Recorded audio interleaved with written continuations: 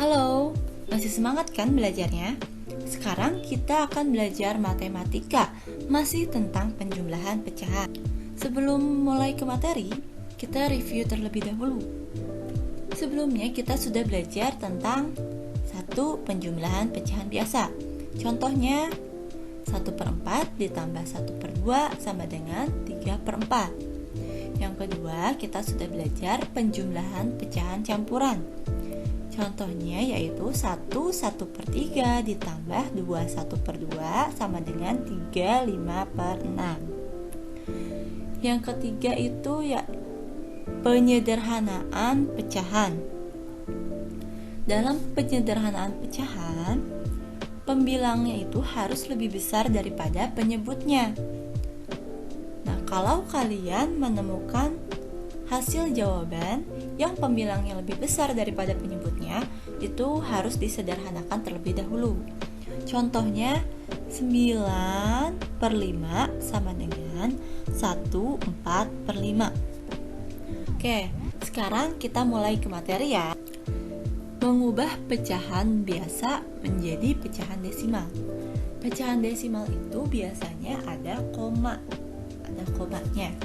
Oke, kita lihat di sini Ibu punya pecahan biasa yaitu 1/2. 1/2 itu sama dengan 1 dibagi 2. Kita lihat caranya ya, bagaimana pecahan biasa ini menjadi pecahan desimal. 1 dibagi 2 menggunakan pembagian menurun atau pembagian ke bawah.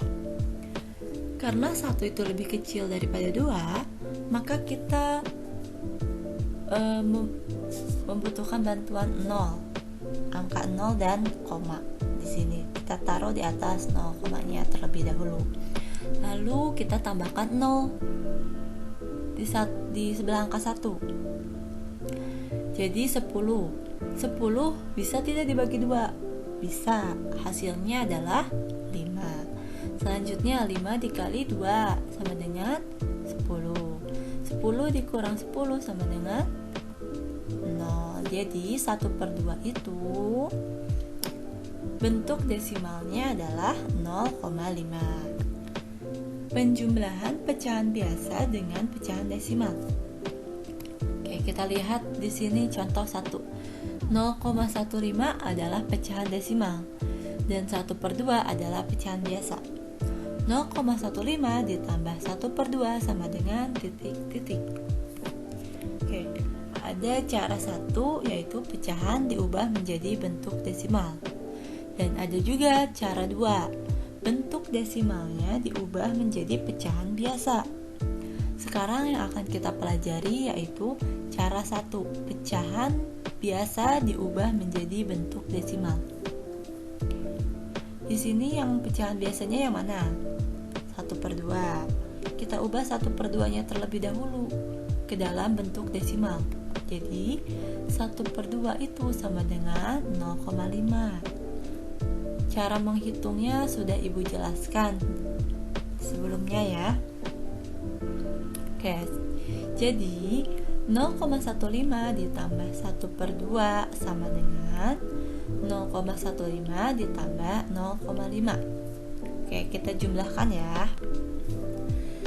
Penjumlahan desimal lebih mudah dilakukan dengan cara bersusun ke bawah.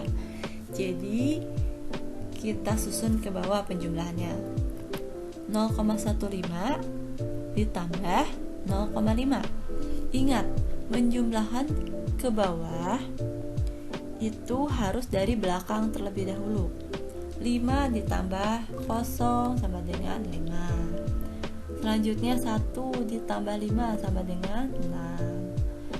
Nih komanya kita turunkan, harus sejajar. Selanjutnya 0 ditambah 0, 0.